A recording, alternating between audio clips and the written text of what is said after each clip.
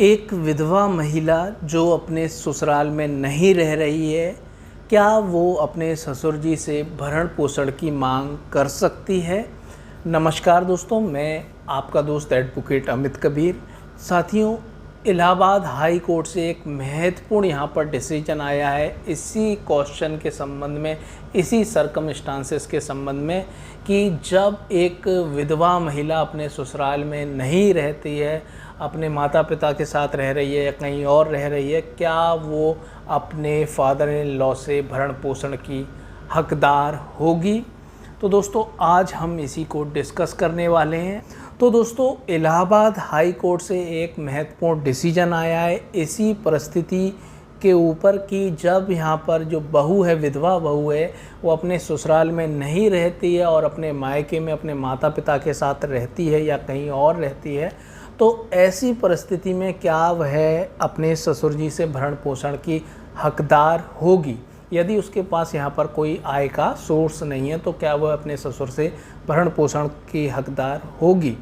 तो साथियों, आप सभी जानते हैं कि आपने समाज में देखा ही होगा कि जब कोई महिला विधवा हो जाती है, उसके पति की मृत्यु हो गई, तो कुछ महीनों बाद या कुछ सालों बाद यहाँ पर वो अपनी ससुराल छोड़कर यहाँ पर वो अपने मायके में रहने चली जाती है। ज़्यादातर ये देखा जाता है क्योंकि उसे अपने मायके से एक भावनात्मक सपोर्ट मिलता है, ज़्यादा भावनात्मक सपोर्ट वो महसूस करती है अपने मायके में, तो वो अपने मायके चली जाती है।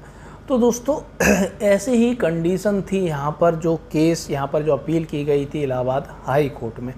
क्या फैक्ट्स हैं वो हम थोड़ा सा जान लेते हैं। तो दोस्तों, आगरा डिस्ट्रिक्ट की यहाँ पर फैमिली कोर्ट में एक विधवा बहू के द्वारा एक maintenance under section 19 adoption and maintenance act 1956 के अंतर्गत एक मेंटेनेंस की याचिका डाली गई थी कि मुझे अपने ससुर जी से भरण पोषण दिलाया जाए। उनके पास यहाँ पर एग्रीकल्चर लैंड होल्डिंग है, यहाँ पर उनके पास एग्रीकल्चर लैंड है और उन्हें यहाँ पर मेरे पति की जो मृत्यु हुई थी उसके बाद उन्हें जो कुछ रुपया मिला था वो भी उन्होंने रख लिया।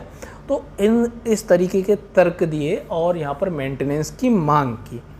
यहाँ पर ससुर जी ने भी अपना जवाब दाखिल किया और अपने जवाब में ये तर्क दिया, अपने आर्गूमेंट में ये तर्क दिया कि जो विधवा बहू है वो ससुराल में नहीं रह रही है, वो अपने मायके में रह रही है, इसीलिए उसे यहाँ पर मेंटेनेंस ना दिलाई जाएगा। ये उनका मुख्य तर्क था। इसी के साथ कुछ अन्य महत्वपूर्ण तर्क भी थे, जैसे कि ये नौकरी करती है व अन्य। लेकिन यहाँ पर जो मेन यहाँ पर आर्गूमेंट में जो मुख्य तर्क दिया गया था वो ये था कि ये अपने मायके में रह रही है, ससुराल में नहीं रह रही है, इसीलिए इसे मेंटेनेंस ना दिलाई जाए। लेकिन आगरा फैमिली कोर्ट ने ये बात नहीं मानी और 3000 रुपये पर मंथ बहू को, ससुर से बहू को दिलाए जाने का आदेश किया। ससुर को आदेशित किया कि 3000 रुपये पर मंथ अपनी बहू को दी।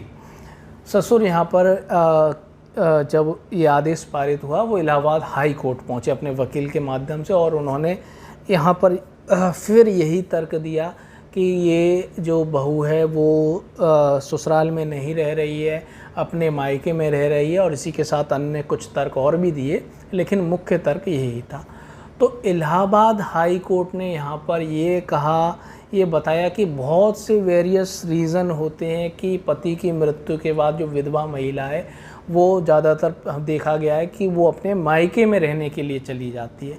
तो ऐसी ये कोई परिस्थिति नहीं है कि इसके आधार पे मेंटेनेंस ना दिलाया जाए। यहाँ पर इलाहाबाद हाई कोर्ट ने ससुर जी के तर्कों को नकार दिया, नहीं माना, और इलाहाबाद हाई कोर्ट ने कहा कि the fact that the widow daughter in law was living separately with her parents may not be a circumstance as may be disentitle her to claim maintenance from her father in law.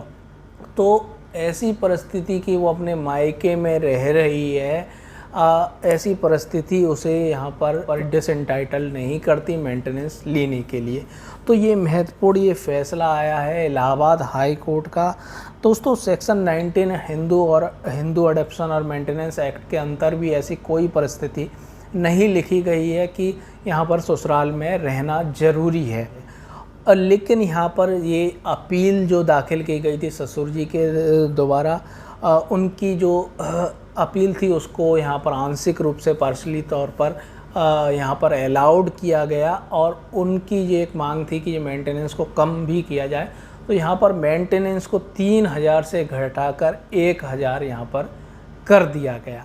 तो दोस्तों ये महत्वपूर्ण एक फ़ैसला है Allahabad high court से, और high court का फ़ैसला पूरे देश में लागू होता है, आप जानते ही हैं। तो दोस्तों ये वीडियो कैसा लगा कमेंट बॉक्स में कमेंट करके ज़रूर बताएं।